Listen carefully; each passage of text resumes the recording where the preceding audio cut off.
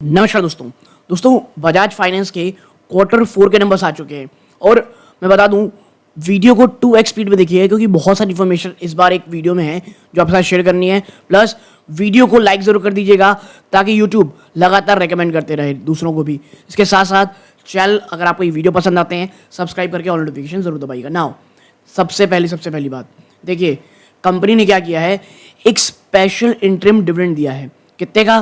देखिए, special interim dividend on equity share at the rate of 12 रुपए प्रति share. जी हाँ, 12 रुपए प्रति शेयर का दिया गया है फॉर द फाइनेंशियल ईयर। और कहा यह जा रहा है कि ये जो आप कह सकते हैं क्रेडिट हो जाएगा या डिस्पैच होगा, ये 26 मई 2025 को होगा दोस्तों। ठीक है, इसके साथ साथ देखिए जो डिस्ट्रीब्यूशन किया जा रहा है ना स्पेशल इंटरिम डिविडेंड का, ये इसलिए है एक्सेप्शनल जो गेन हुआ है किसके थ्रू, बजाज हाउसिंग फाइनेंस का, जो आप कह सकते हैं इन्वेस्टमेंट जो हुआ था उसकी आईपीओ लिस्टिंग के बाद जो पैसा आया कंपनी ने वो बांट दिया अपने निवेशकों को। और देखिए ये निशानी होती है एक शानदार कंपनी की, एक वो कंपनी की जो अपने निवेशकों, जो उनके निवेशक है उसका ख्याल रखती है। इसके साथ साथ आप देखें जो फिक्स की गई है दोस्तों interim dividend for the financial year, जो फिक्स की गई है डेट वो है 9 मई। यानी 9 मई तक अगर आपके पास ये स्टॉक है आपके डीमैट अकाउंट में क्रेडिट होकर के, तो आपको ये स्पेशल डिविडेंड 12 रुपए प्रति शेयर का मिलेगा। ये एक पहली न्यूज़ हो गई। ठीक है, उसके बाद आप नीचे चलोगे, इसके बाद आप देखोगे कंपनी ने एक फाइनल डिविडेंड भी दिया है अपने निवेशकों को 44 रुपीज़, यानी 44 प्लस 12 रुपए का इंटरिम, तो भैया कितना हो गया 56 रुपीज़ का आपको टोटल डिविडेंड अभी मिल चुका है। और the face value 2 for each. और ये कहा जा रहा है इफ डिक्लेयर, जो शेयर होल्डर हैं उनको ये 28 जुलाई तक भाई साहब पेमेंट हो जाएगी। ठीक है, और 30 मई फिक्स की गई तारीख, याद रखिएगा। स्पेशल डिविडेंड लेना है तो आपको 9 मई तक स्टॉक अपने पास रखना है। अगर आपको ये डिविडेंड चाहिए जो फाइनल डिविडेंड मिला है तो भाई साहब 30 मई जो है वो डेट फिक्स की गई है। ठीक है, 2 डेट आपको याद रखनी है। एक और चीज़ जो बजाज फाइनेंस ने सबको सरप्राइज किया है वो क्या है, consider and recommended sub division of equity share and issues of bonus share. कितना? Sub division of 1 equity share of face value ₹2 into 2 equity share. ठीक है, तो भैया एक इक्विटी शेयर है तो उसमें 2 होगा। इसके साथ साथ issue of bonus equity share ratio of 4:1। ठीक है, यानी 4 बोनस इक्विटी शेयर और ₹1 फॉर 1 ईच। अगर एक शेयर के मुकाबले आपको 4 ये मिलेंगे दोस्तों। तो ये कंपनी ने यहाँ पर आप कह सकते हैं एक और न्यूज़ दी है।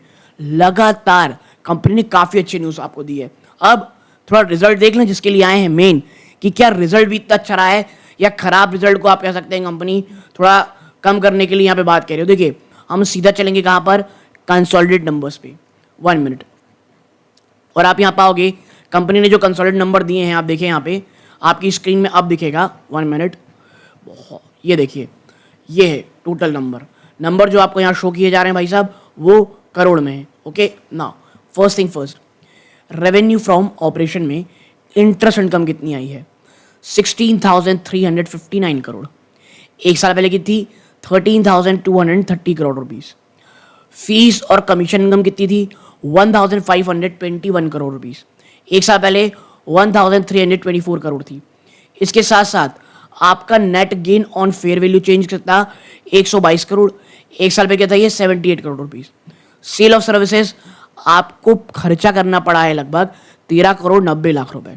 एक साल पहले आपने 8 करोड़ 79 करोड़ रुपीस कमाया था, 8 करोड़ 79 लाख रुपीस कमाया था आपने। Now income on derecognise और एसेट लोन 156 करोड़ रुपए है। एक साल पहले की थी ये 21 लाख रुपए।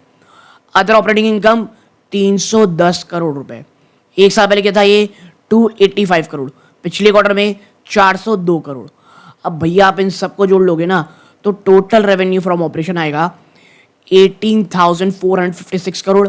एक साल पहले क्या था ये 14,927 करोड़। पिछले क्वार्टर में 18,035 करोड़ रुपीस। इसमें अदर इनकम जुड़ जाएगा तो टोटल इनकम आपका निकल के आएगा 18,468 करोड़ रुपीस। एक साल पहले कितना था ये 14,931 करोड़। पिछले क्वार्टर में था ये 18,058 करोड़ रुपीस। यानी क्वार्टर ऑन क्वार्टर बढ़ोतरी है, ईयर ऑन ईयर भी आपको यहाँ पे जम देखने को मिल रहा है। तो इनकम आप देखेंगे इस प्रकार की रही है। अब क्या खर्चों ने स्थिति संभाली है या और ज़्यादा बुरी हुई है? तो देखिए, एक्सपेंसेस सबसे ज़्यादा कमाई इंटरेस्ट इनकम होती है, तो उतना ही बड़ा खर्चा फाइनेंस कॉस्ट भी होता है। 6,551 करोड़, जो एक साल पहले 5,217 करोड़ था। आपका फीस और कमीशन में खर्चा कितना हुआ है? 728.86 करोड़, जो ये नंबर एक साल पहले था 519.62 करोड़। आपका impairment on financial instruments 2,328.94 crore है, एक साल पहले 1,310 करोड़ रुपए थी ये। अब एम्प्लॉय बेनिफिट एक्सपेंस 1,943 करोड़, जो एक साल पहले 1,649 करोड़ था। आपका डेप्रिसिएशन अमोर्टाइजेशन एक्सपेंस कितना है? 252 करोड़, ये एक साल पहले क्या था? 192 crore. Now other expenses 1,025 crore rupees है, जो एक साल पहले 940 करोड़ थी। आप इन सबको जोड़ लेंगे तो टोटल खर्चा आपका निकल के आएगा 12,810 करोड़ रुपीज़। एक साल पहले कितना था? 9,829 करोड़ रुपीज़। पिछले क्वार्टर में 12,295 करोड़। और इसी कारण आपका प्रॉफिट बिफोर टैक्स कितना आएगा? 5,647 करोड़, जो एक साल पहले 5,105 करोड़ थी। यानी आपका जो जंप है ना, 10 to 15% के आसपास का जंप है year on year. Quarter on quarter तो आप देखेंगे तो आपको यहाँ पर गिरावट देखने को मिल रही होगी। ठीक है, तो ये प्रॉफिट बिफोर टैक्स है ना। ओके, नाउ टैक्स खर्चे के बाद अगर आप देखोगे आपका प्रॉफिट आफ्टर टैक्स कितना आएगा? वो आएगा 4,545 करोड़ रुपीज़, जो एक साल पहले 3,824 करोड़ रुपीज़ था। ठीक है, और आप यहाँ पर देखेंगे कि जो एक साल पहले आप देखेंगे पिछले क्वार्टर में ये 4,308 करोड़ रुपीज़ था। तो क्वार्टर ऑन क्वार्टर यहाँ तो आपकी बढ़ोतरी हो गई, क्योंकि आपको टैक्स में कहीं ना कहीं यहाँ पे थोड़ा बहुत राहत मिलती दिखाई दिया है। 200 करोड़ रुपए आपने क्वार्टर ऑन क्वार्टर में यहाँ पे बचा लिए। तो जो कमी आपको प्रॉफिट बिफोर टैक्स में ऑलमोस्ट 100 करोड़ के ऊपर नीचे थी, वो यहाँ पे आप जैसे मैचअप हो गई। तो इस कारण आप देखेंगे तो company at the end of the day taxation खर्चे के बाद आपको ये दिखा रहा है। लेकिन देखिए, ईयर ऑन ईयर जंप आ गया, क्वार्टर क्वार्टर भी बढ़ोतरी हो ही गई। तो ये जो रिजल्ट है, ये बाजार को कैसा लगेगा ये हमको कल देखना पड़ेगा।